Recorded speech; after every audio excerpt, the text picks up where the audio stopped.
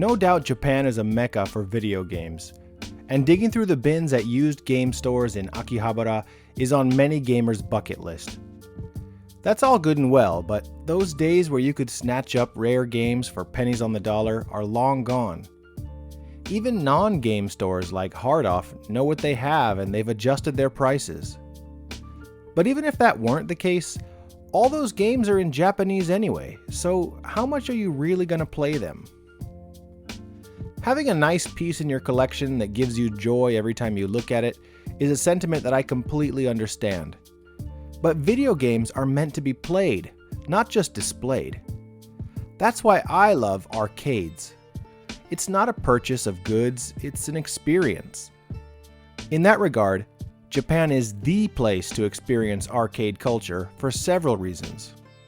For one, most of the big game companies like Konami, Capcom, Taito, and Sega all started off making arcade games. And many of the most famous and beloved games like Street Fighter, Contra, and Ghouls and Ghosts started off in arcades before they were ported to home consoles. But more importantly, arcades have all but disappeared in the West. But in Japan, they're alive and well.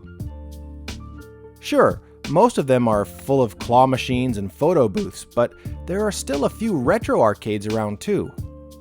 And it's no surprise that the highest concentration of retro arcades is in Tokyo.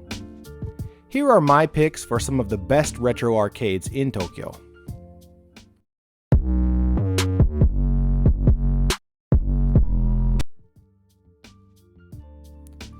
We'll start off in Nakano Broadway Mall. This place should be in everyone's must-see list for all the manga, toys, and collectibles inside. But there's also an awesome vintage cafe called Zingaro, where all the tables are cocktail arcade cabinets. This is the original way that Japanese games were played back in the 70s, before there were dedicated arcades. Games were played in dingy cafes and coffee shops. Everywhere from the menu to the decor is a throwback to that time. You couldn't ask for a more authentic Japanese retro game experience, except if it was filled with tobacco smoke. I should mention, however, the games here only take tokens, and a token is 500 yen, which is way too expensive. But the machines are customized and in pristine condition, so if this helps with those costs, I'm willing to pay. After that, take the Tozai line from Nakano to Takadanobaba. If you've got a JR pass, you can also get there by taking the Chuo line to Shinjuku and transferring on the Yamanote line. You'll know you're in the right place because the platform music is the theme song to Atomu.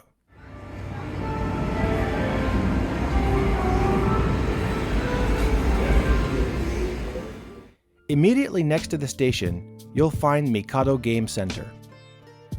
This is the single most famous game center in Japan. They have so many machines that they've actually expanded into neighboring buildings, with the Mikado in Shiratori building housing many Western cabinets and pinball machines.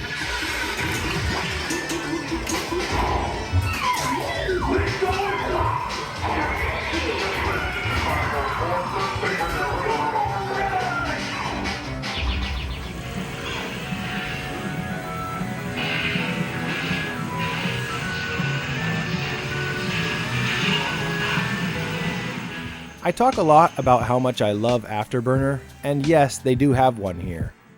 But if there's one cabinet that is even better than Afterburner, it would be Metal Hawk by Namco. It's basically the helicopter version of Afterburner, but it's so immersive.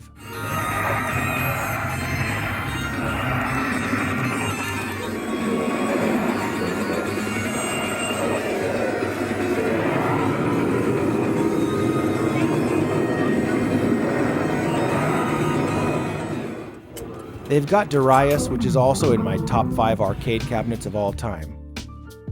This place is basically the arcade to see in Tokyo. If this weren't enough, there's another location in Ikebukuro with games in multiple rooms on several different floors.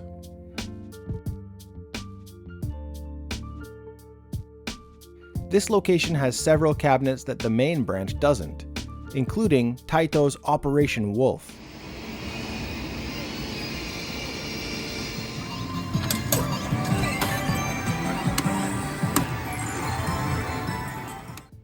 The first floor has some of the larger, more conceptual cabinets, like shooters, racing games, and flight simulators. The second floor has most of the traditional candy cabs that you would expect in a Japanese arcade. This location is only a couple stops away from Takadanobaba on the Yamanote line, and it's on the way to where we're headed next. For the next stop, we're going way out to Nerima. This is technically part of the special 23 wards that make up Tokyo proper, but it's about as far out as you can get. We're headed out to a station called Fujimidai on the Tobu Ikebukuro line, to a place called Waiwai. I'll be honest, I had my doubts when I first approached this place. Half the machines were off when I got there, but after talking to the owner, he gave me a tour of the place and turned on all the machines for me too. This is very much a community-focused place, with shooting game enthusiasts coming in every Saturday and the fighting game crowd coming in on other days. They've got signboards on the wall from visitors all over the world, and they even hold World Championship tournaments. Despite its humble appearance, this is actually sort of a legendary arcade in its own right. On top of all of that, the owner bought me a drink and gave me this awesome keychain just for coming in. This place is well worth the trip out. The next stop is way across town in Odaiba. Right down on the port, inside of this huge mall called the Decks, you'll find Daiba Game Hall. This place has an awesome collection of old stuff, older stuff, and really old stuff.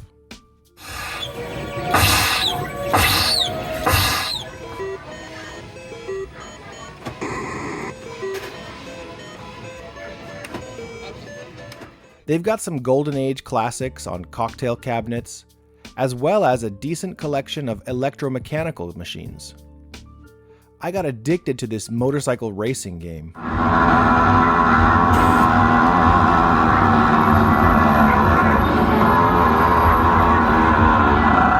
They've also got a row of pinball machines, which is pretty rare to see in Japan.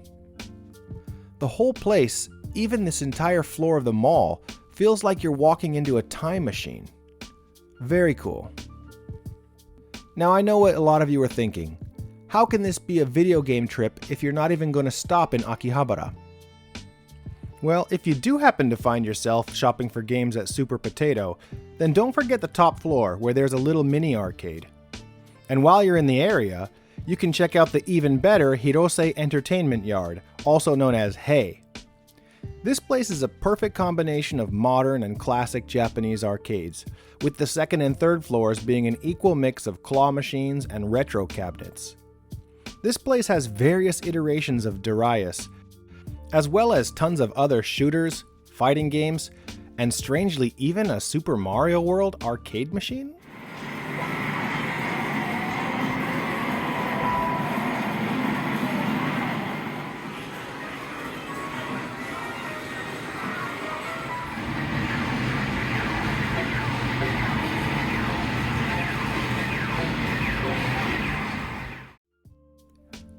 This is right on Main Street in Akihabara Electric Town, so you can't miss it.